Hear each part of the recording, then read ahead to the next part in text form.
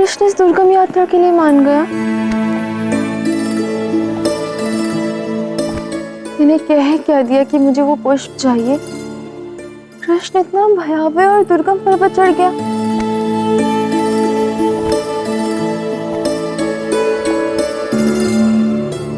क्या कृष्ण सच में मुझसे प्रेम करता है?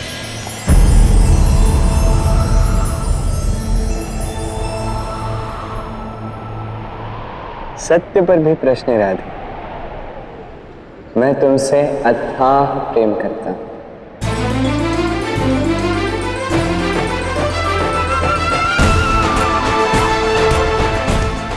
जब कृष्ण अपने प्रेम को इस प्रकार खुल के स्वीकार कर रहा है तो मुझे भी मान ही लेना चाहिए कि मुझे भी कृष्ण से प्रेम है।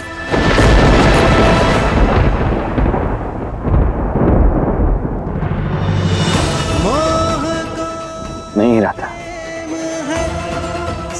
तुम्हें मेरी ओर जो खींच रहा है वो प्रेम नहीं, मोह है।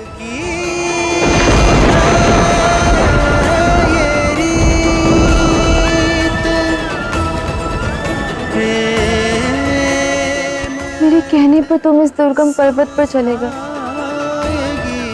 तुम परीक्षा में सफल हुए कृष्ण। राधा कृष्ण की प्रीत। हे नारायण, कृष्ण को सुरक्षित लौटा लाना, चाहे वो पुष्प मिले या ना मिले। अब सखी की इच्छा मेरे लिए आदेश। लो, नारायण ने वचन दिया है, तुम्हारा कृष्ण तुम्हारे पास सुरक्षित लौटा है, किंतु जो पुष्प राधा को भाया उसका स्थान राधा के पास ही है, किसी पर्वत पर नहीं।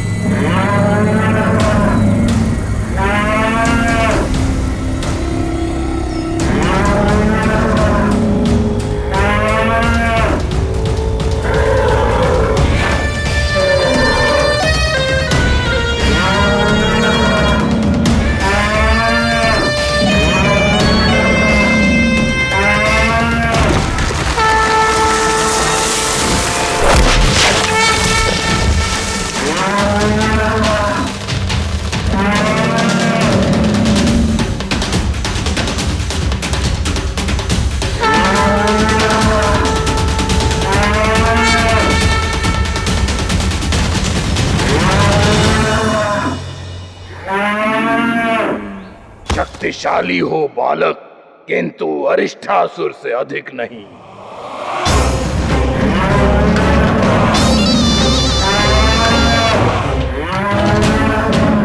आज तक जितने भी असुर मुझे मारने आए वो मेरे मामा श्री कंस द्वारा भेजे गए थे, किंतु तुम अरिष्टासुर, तुम स्वयं मुझे मारने के लिए इच्छुक थे। मामा श्री के पास गए मुझे मारने की आज्ञा लेने के लिए।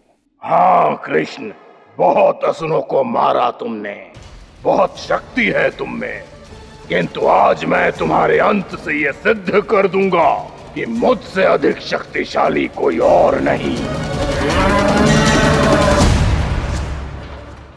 अरिष्ट अर्थात संकट, क्लेश, अशुभ, तुमने आज तक जो भी किया अशुभ किया, किंतु आज मैं तुम्हें एक अवसर दे रहा हूं, स्वयं के लिए एक शुभ कार्य करो। लौट जा। लौटूंगा कृष्ण, किंतु एक शुभ कार्य संपन्न करके, तुम्हारा वध करके।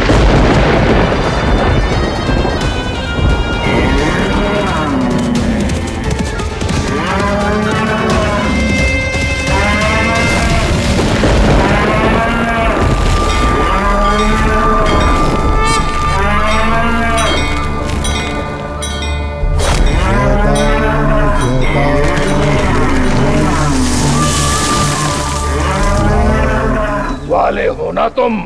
एक बैल की हत्या तुम्हारे लिए महापाप है, इसलिए तुम मुझे मार नहीं सकते और मैं तुम्हें मारे बिना जाऊंगा नहीं कृष्ण।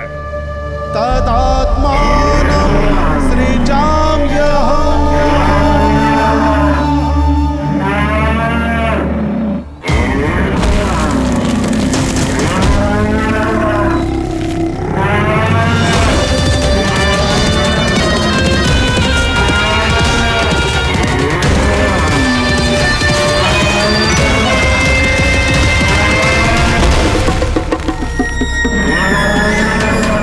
अब भी समय है अरिष्टासुर, लौट जा, अन्यथा मृत्यु को प्राप्त हो जाओगे।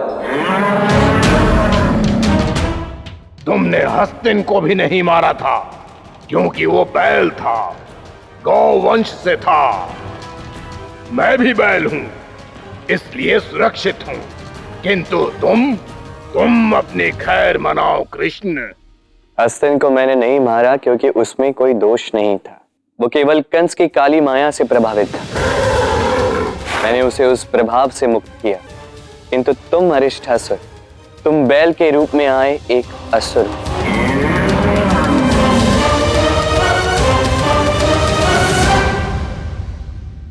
और आज तुम्हारा अंत निश्चित है।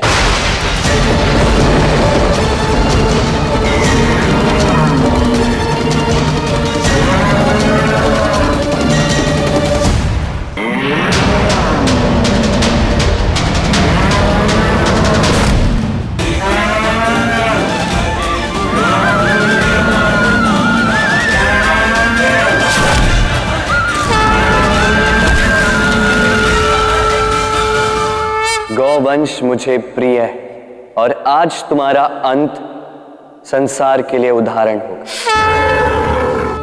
कि हमारे प्रिय के वेश में आने वाली बुराई भी बुराई ही होती है और इस बुराई का अंत करना ही पड़ता है।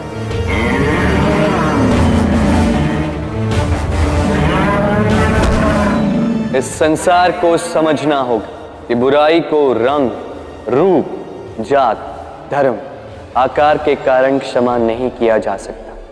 कोई भी आसुरी शक्ति मित्र का मुखौटा पहनकर आए या शुभ चिंतक का रूप धारण करके, ये आसुरी शक्ति विनाश की ही अधिकारी होती है। असुर तो असुर होता है और उसे उत्तर उसी की भाषा में देना पड़ता है, दया से नहीं, दंड से।